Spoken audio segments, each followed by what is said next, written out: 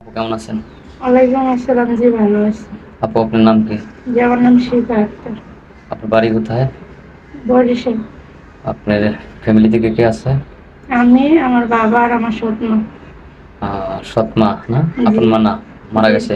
জি, এখন মারা গেছে। আপনার বয়স তখন কত ছিল যখন আপনার মা মারা যায়? জি, আমার আম্মু মারা গেছে আজ থেকে 8-9 বছর আগে। 10 বছর আগে? হুম, 8 থেকে 10 বছর আগে। হ্যাঁ, এরকম। এখন আপনার বয়স কত? জি, 22। 22 বছর। তখন আপনার বয়স ছিল তাহলে হচ্ছে 12 বছর। জি, 12 কিছু দিয়ে এরকম হবে, হ্যাঁ?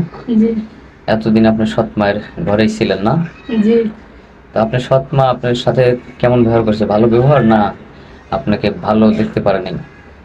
সৎ মা তো সৎ মাই হয়, ওরা কি আর ভালো দেখতে পারে? তো নিজের সন্তান তাদেরকে দেখতে পারে, অন্য সন্তানকে তার দেখতে পারে না। আপনার সৎ মায়ের মানে সন্তান আছে? জি, আছে। এই তো আপনার বাবার পক্ষের না অন্য পক্ষের? জি, অন্য পক্ষে। অন্য পক্ষের। কয় সন্তান? 2 জন। 2 জন। ওরা কি আপনাদের বাড়িতেই থাকে? না, ওরা বিয়ে শাদী হয়ে গেছে, মাঝে মধ্যে আসে। মাঝে মধ্যে আসে, মানে আপনার সৎ মা দেখা যাচ্ছে ওই ওদেরকেই সব কিছু দেয়? জি, জি। হ্যাঁ। আপনার বাবা তো প্রতিবাদ করে না, না? না। কারণ এই বয়সে সে বিয়ে করেছে, দ্বিতীয় পক্ষ যদি চলে যায় তাহলে তো একটা জি, জি, সম্মানহানি হবে, তাই না? জি, এই জন্য তো আপনার উপর মানে সব বাড়ির সমস্ত কাজকাম কি আপনাকে দিয়ে করায়? জি, জি। হ্যাঁ।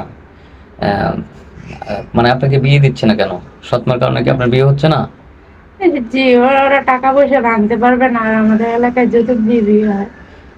যৌতুক দিবে হয়, কিন্তু আপনার সৎমা যৌতুক দিয়ে বিয়ে দিবে না, না। না। যার কারণে আপনার বয়স 21 বছর হয়েছে, এখনো বিয়ে শাদী হয়নি। জি, 21 বছর না 22 বছর? এই 22 বছর 22 বছর। চলছে। 22 বছর প্লাস আর কি। আহ, তো এখন কি আমাদের ক্যামেরার সামনে আসছেন একজন ভালো পাত্রের সন্ধানে? জি, জি। কেমন ছেলে চাচ্ছেন?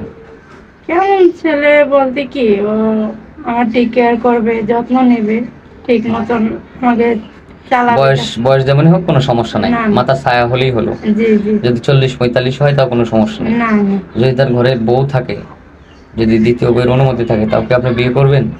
জি, সে যদি মেনে নেয় তাহলে তো বউ টাকাই। থাকে বা দ্বিতীয় বউ যদি মেনে নেয় তাহলে আপনি বিয়ে করবেন। জি, আচ্ছা, হয়তো বউ মারা গেছে, তার হয়তো বাচ্চা কাচ্চা আছে, হ্যাঁ, সে আপনাকে বিয়ে করে 1 বছর সংসার করে হয়তো প্রবাসে গেল, তাতে কি আপনি তার জন্য অপেক্ষা করতে পারবেন? জি, অবশ্যই সে আমার জন্য পারলে তো আমিও পারবো। তার ছেলে মেয়েকে নিজের ছেলে মেয়ের মতো যত্ন করতে পারবেন, সেবা যত্ন করবেন? জি, অবশ্যই। যেমন আপনি একজন সৎমার ঘরে আছেন, যাতে তাদের ছেলে মেয়ে মনে হয় না যে আপনাকে দেখলে মনে হয় না যে আপনি তার সৎমা, সেইভাবে আদর ভালোবাসা দিয়ে রাখতে হবে, বুঝছেন? জি, পারবেন তো নাকি? জি, পারবো। এরকম মন মানসিকতা আছে তো? জি, আছে। যেহেতু আপনার মা নেই, মায়ের কষ্টটা তো বুঝেন, তাই না? অবশ্যই। আপনার কোনো ফোন নাম্বার আছে? জি, না, আমার এখন আপাতত কোনো ফোন নেই। যাই হোক, মেয়েটার কোনো ফোন নম্বর নেই। হ্যাঁ, মেয়েটা খুবই অসহায় এবং দারিদ্র ফ্যামিলির একটি মেয়ে, সৎ মা ঘরে, যার কারণে সে আমাদের এখানে আসছে বিয়ের জন্য। যদি কোনো সহৃদয়বান ব্যক্তি এই মেয়েকে বিয়ে করতে চান তাহলে আমাদের স্ক্রিনে আমাদের ইমো নম্বর দেওয়া থাকবেন। কেউ অযথা ভিডিও কল দিবেন না।